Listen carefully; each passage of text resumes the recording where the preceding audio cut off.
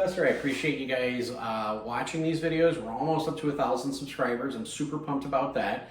If you haven't already, go ahead and hit the like and subscribe button. Definitely appreciate that. We'll be up to 1,000 subscribers hopefully within a week. This episode is entitled Episode 9. This is going to be a short one. We're only going to be about 15 minutes long on this episode. And I'm going to go into a couple of things. I've had a couple questions where people are asking, hey, when are you going to cover Big O? When are you going to cover tournaments and stuff like that? I have 3 to 4 episodes just for tournaments because tournaments play so dramatically different than live cash games. And so I'm going to cover that down the field. After this episode, we are going to get into mid-stakes, and then we're going to get into some high-low, both 4-card and 5-card, which is called Big O, and then we're going to get into Limit Omaha as well. So we are going to get through all 20 episodes. The end of the 20 episodes, probably like the last 3 or 4 episodes, are going to be specifically just about tournaments, because tournaments are a whole completely different design and game, field, structure, everything. Tournaments is just completely different than cash and Omaha, which ends up being quite different than Hold'em when you start thinking about it.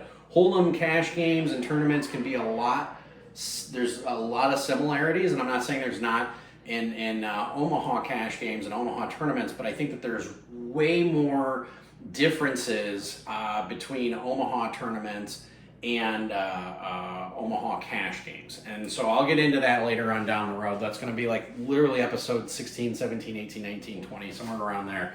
But so here we are on episode 9, and again, Big O is coming in just a couple of episodes, which it's actually my favorite game to play because there's so much in-depth thinking, and I've got a lot of principles for it. I might do 2 episodes on Big O.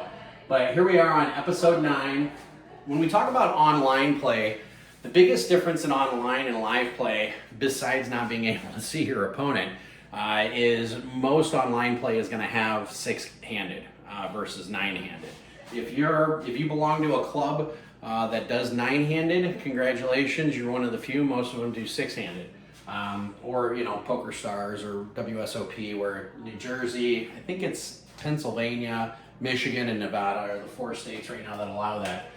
But whenever we're talking about online play, another big difference is your buy-in tends to be 100 big blinds, okay? So if you're on, say, a 25-cent, 50-cent table, this is more for the micro stakes people, your max buy-in is $50, okay? If you're on a 1-2 table, your max buy-in is $200, and et cetera. Or I hope I'm pronouncing that right, et cetera, et cetera. So thank you for correcting me on that. But yeah, so this is one of the big differences, not being able to see people, obviously, 6-handed, and then your buy-in is going to be a whole lot less. So I have a couple of key principles. I already wrote them up on the board. You can see them right here. Like I said, this is going to be a little bit of a shorter episode, but that's okay. But the first and most important thing when it comes to online play is having the right mindset, okay? I can't stress this enough. Some of the best tournaments I've played in online, some of my most successful cash games I ever played online, I kid you not, I left my house, I'd go to somebody else's house, whether it's like my brother's house or my parents' house or whatever, or one of my Airbnbs, and I would sit there and I would play in an empty house all by myself. No distractions. I don't have dogs, I don't have cats, I don't have girlfriend, wife, fiance, whatever, boyfriend. Don't have any of those distractions. So the first and most important thing when you're playing online, and this is a hard thing to do, is getting in the right mindset. People ask me all the time, they say, Josh, why don't you play online more often? And I'm like, well, when I go to a casino, I got a whole outfit I put on. I usually don't wear these Robert Graham shirts when I go to a casino to go play poker, but I'll put on like a specific outfit with a hat, my card protector, my hoodie, I got my phone, I got my charger, obviously I got my bankroll. I'm like ready. I'm ready to go to work, A lot of times when people hop online, they're like, we're watching the news, the wife is watching Yellowstone, whatever, okay, let's go ahead and pull up the laptop and let's play some online poker. Well, when you do that, you're not exactly in the right mindset, because the next thing you know, the spouse is going to be like, hey, can you go get me something to drink? Can you let the dogs out? Hey, this, that, the other. Then you're trying to incorporate that while you're playing, and that becomes a huge hassle, okay? So if you have the ability to get yourself in the right mindset, do that. I had a student of mine that I was coaching. This was 2 years ago, a year and a half. It was during COVID.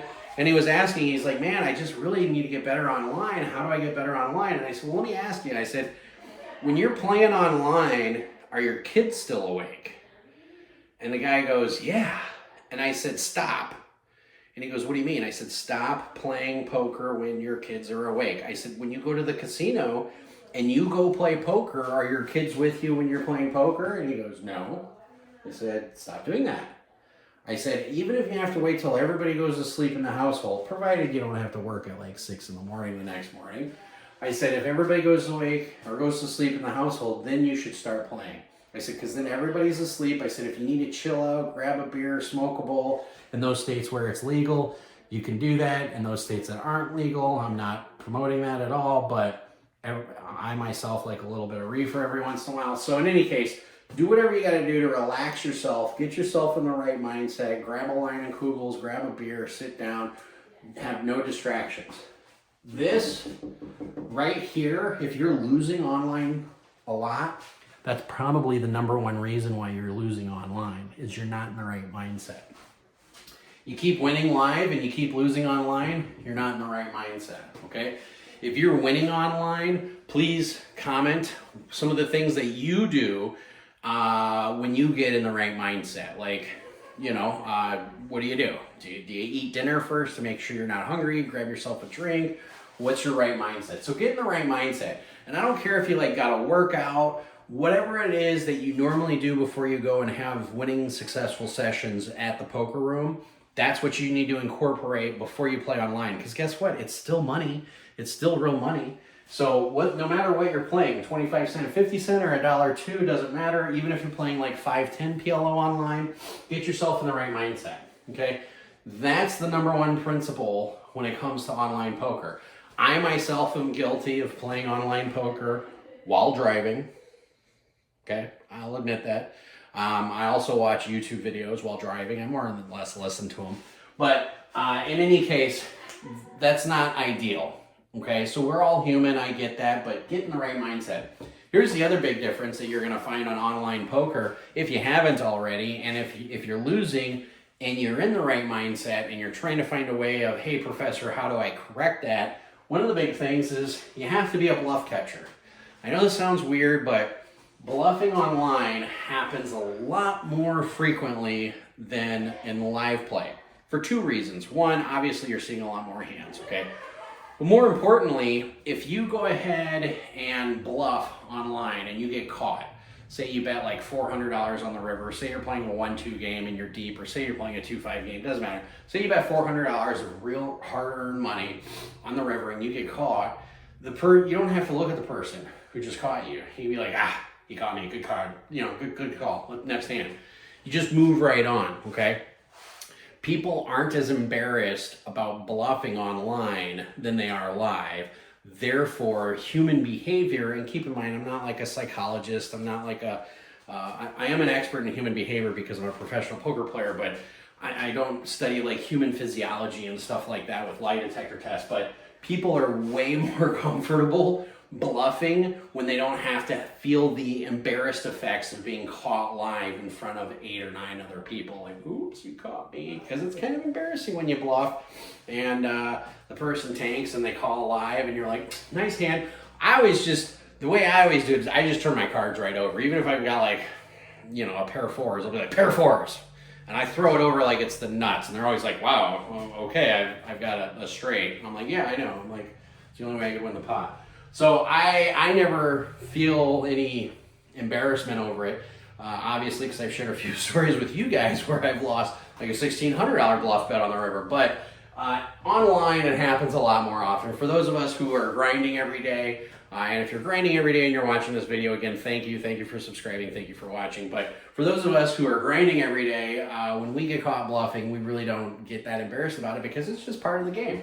And that's okay. But one thing you're going to have to do if you want to start changing your profitability online, if you're already in the right mindset and you're still not as profitable as you'd like to be or you're losing, is start becoming a bluff catcher, particularly in PLO. Keep in mind, all of this refers to as Parliament Omaha.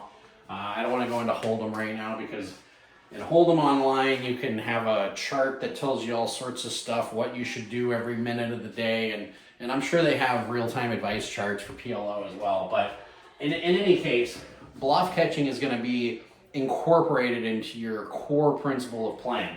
And I'll give you a couple examples of this.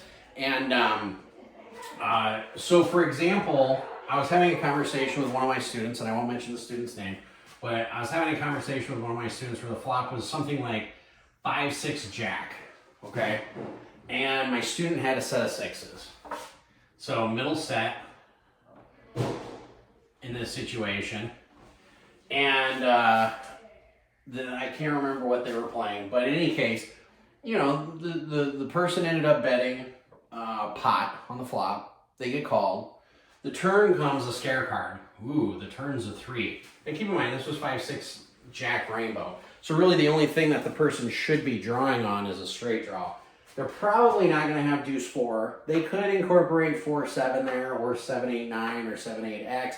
But what happened, and my student was really surprised, is that they let out and they bet pot. The other person did, not my student.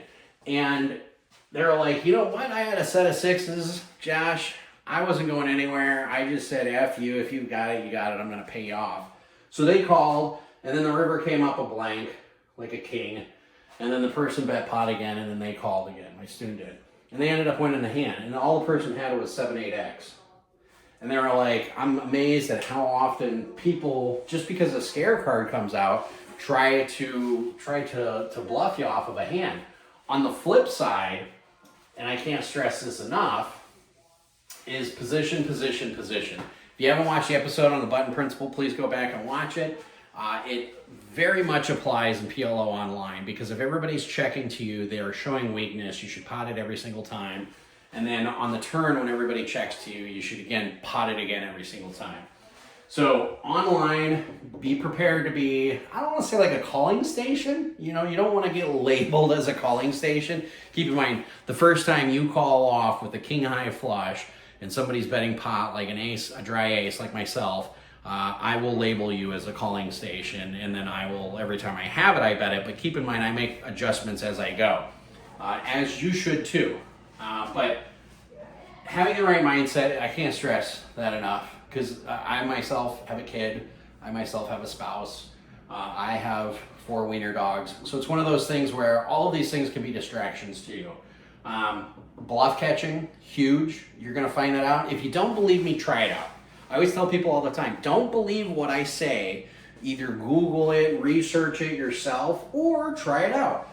So the next time a scare card comes out, go ahead and be a little bit of a calling station. Now, I'm not saying if the flop is like 7-8 queen and there's 2 hearts and a club, and then say like a 9 of hearts comes out, I'm not saying call that all the way down, because that just hits so many different hands. That hits 5-6, that hits 10 jack, that hits hearts. I mean, you know, it hits even 6-10, so if they have like 5-6, 9-10 or something.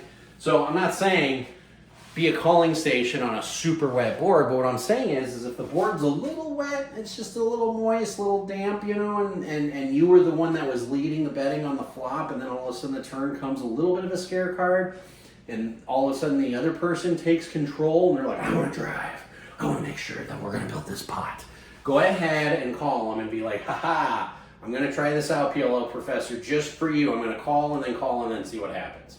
You'll be amazed at how many times you're going to catch people bluffing. And you can thank me for it later, or you can scream at me in the comments, either way. But, like I said, this is a nice, short, sweet episode. Thank you all for watching. I'll get into tournament play again a little bit later, because tournament play is a whole different ball of wax. And again, I'm going to cover Big O. I'm probably going to leave Big O for 2 separate episodes, because it is my favorite. And I do feel, honestly, I'm one of the best Big O players in the world. I've ran into one other guy who claimed that cow in Las Vegas. Amazing guy, always plays at the Venetian.